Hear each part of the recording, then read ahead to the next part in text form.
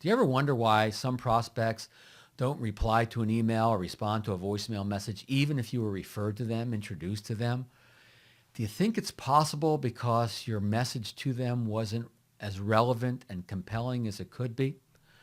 You know, I'm writing a new book, and the working title is Radical Relevance. And what do I mean by that? I mean that we have to make sure that if we're going to get someone to respond to our message, we have to be so relevant that they immediately see, yes, there's something in this for me to take a couple minutes out of my day and focus on it.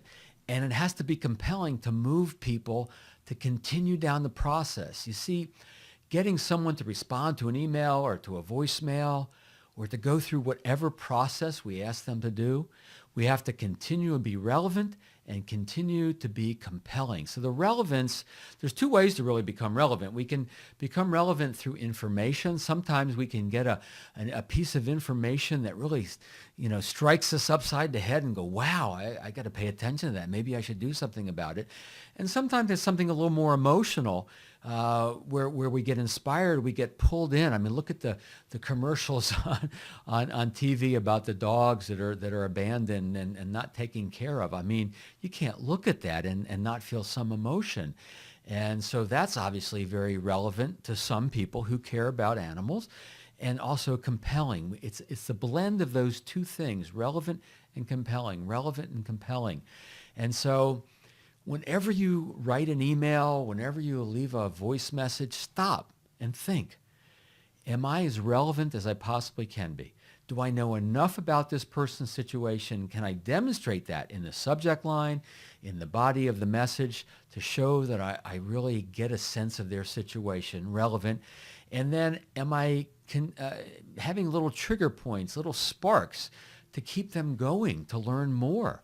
Right? And usually those sparks have something to do with emotion, because we know that every business decision, every buying decision, I should say, at the core is emotion. We know that people who can't feel emotion can't make decisions. There's a lot of science around that. And so we know that the core is always a little bit emotional.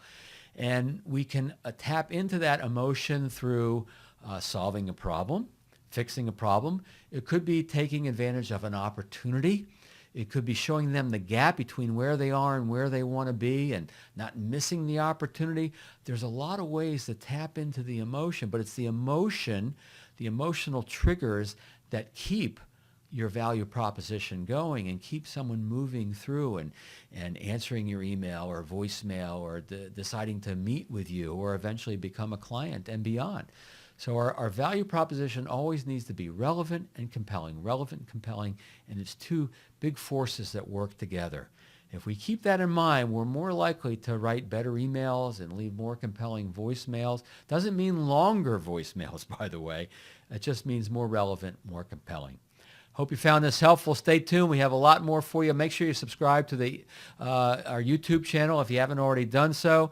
And also go to referralcoach.com/resources. Had to think for a second. referralcoach.com/resources. We have a lot of free stuff, a lot of things that aren't free, but all designed to help you build your business and be as successful as you want to be.